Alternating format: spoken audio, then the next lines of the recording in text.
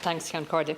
At the outset, I want to express appreciation to the outstanding work that's been done on the front line, particularly by health workers, and also to express the condolences of the Social Democrats to the many families who have lost loved ones in this pandemic.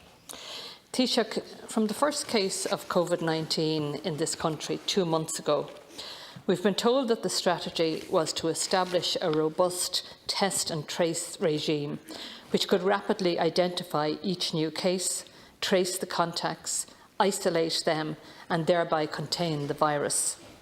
We needed to do that at sufficient scale for this to work. Unfortunately, we've never come close to the scale required. It's true that testing among healthcare workers has been reasonably satisfactory, but it's also true to say that, in the main, the curve has been flattened and the virus somewhat contained due to the severe restrictions on movement which were introduced on the 27th of March. It has proven exceptionally difficult, I have to say, to get clear and straight answers to questions about the reasons for the delays in achieving the original strategy set out. And that applies to either government or the health authorities. It's been really difficult. We've had to ask questions 3, 4, 5 times to try and get anywhere close to a reasonable answer. This has particularly been the case in relation to the severe shortages of reagents, and that still remains a mystery as to why the government won't come clean in relation to that. While the public has played their part, increasingly it's being seen that the government has not delivered on their side of the deal. I believe this is leading to a loss of confidence and growing frustration among many people. The authorities need to level with the people, explain clearly what is happening, including the problems, and provide straight answers to questions. Unfortunately, there's been obfuscation and spin about the entire test and trace strategy, and regrettably, after several weeks of lockdown and sacrifice, the failure to implement the strategy will mean the lifting of the restrictions will be delayed even further. I think, Taoiseach, it's somewhat disingenuous of you to disregard this as the main issue for not lifting the restrictions. I was interested to hear you saying that yesterday. The fact of the matter is, of course, that unless we have a clear test and trace strategy, as originally proposed, the numbers in hospitals and the numbers in ICU will grow. So, this is a circular argument from you. The original problem at the nub of all of this is the fact that we haven't delivered on that strategy. Taoiseach, 2 weeks ago, I asked that you would consider establishing an expert task force to plan and oversee the lifting of restrictions. You told me the Cabinet Subcommittee is the task force. It's not. With respect to that body, it does not contain the kind of expertise required for this very challenging and complex task.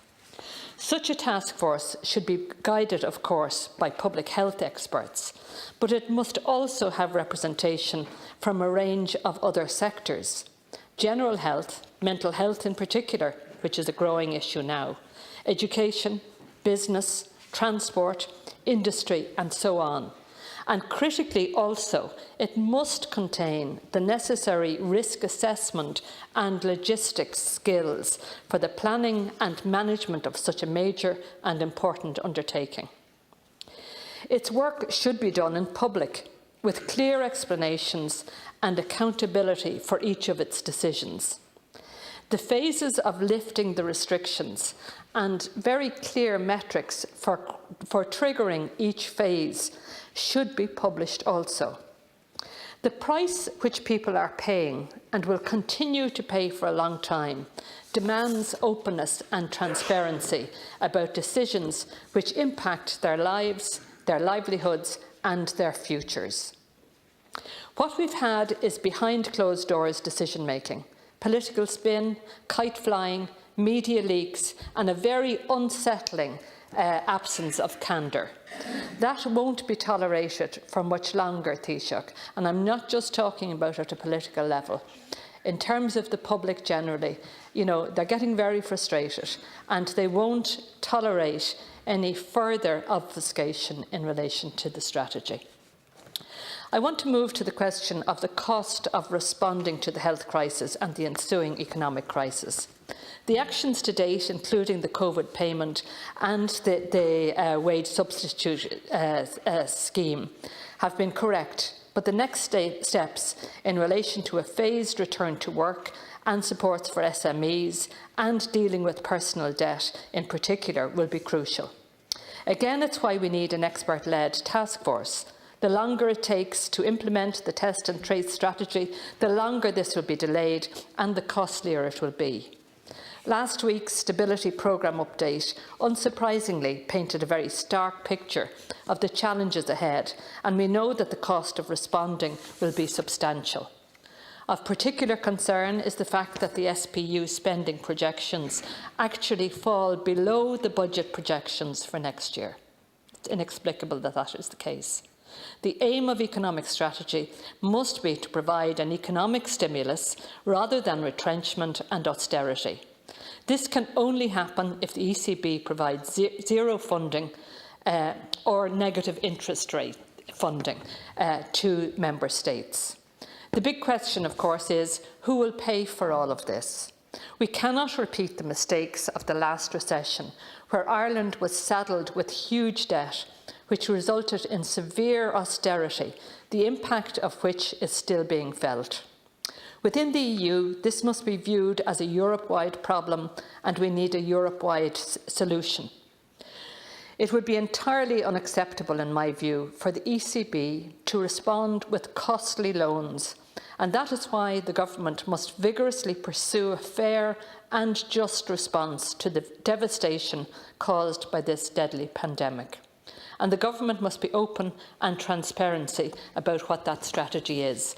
And that's why I'm asking the Taoiseach to outline the approach that he took last week to the European Council meeting, and indeed which he will take to the follow-up meeting tomorrow.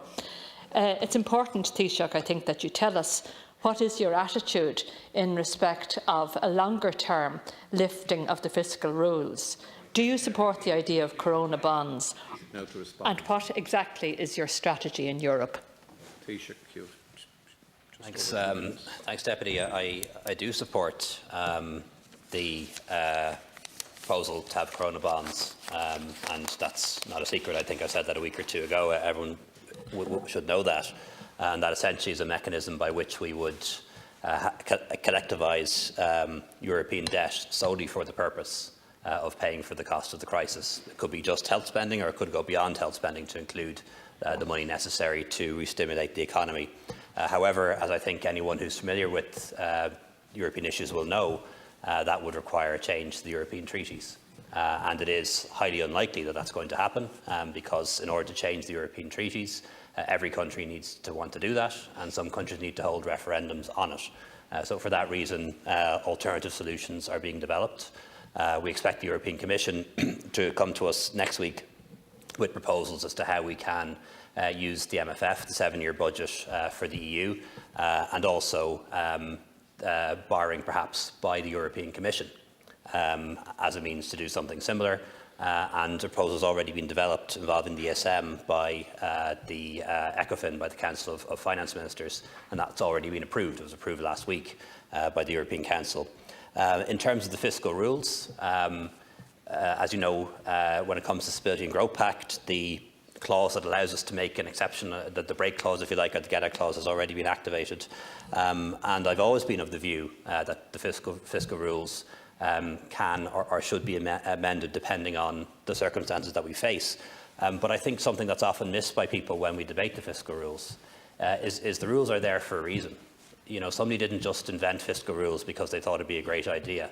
And the fundamental idea behind the fiscal rules is that if we're part of a single currency, if we're part of a European Union, sooner or later you do have to balance the books. Yes, in times of growth, when the economy is going well, it makes sense to rein in spending, to run a surplus, to pay down your debt, so that in difficult times, like the very difficult times we're about to go into, you can then borrow, you can then spend, you can then re-stimulate your economy, and you can avoid austerity. But anyone who thinks that the fiscal rules can be gotten rid of so that countries never have to balance their books, never have to stop borrowing, never have to rein in spending at some point, that's just fantasy land. And no future government can operate on that basis. What the next government can do is to increase spending, increase borrowing, do that to pay for the crisis, do that to stimulate the economy, do that to get people back to work, businesses open, and the country going again. But at a certain point, when the country returns to growth, you do need to balance the books. No country will survive if it thinks that it can base its fiscal policy on always borrowing more, always having a bigger deficit, never balancing the books. That's Zimbabwe, that's Venezuela, that's Weimar Germany. Doesn't work. Doesn't work. Thank you, Taoiseach.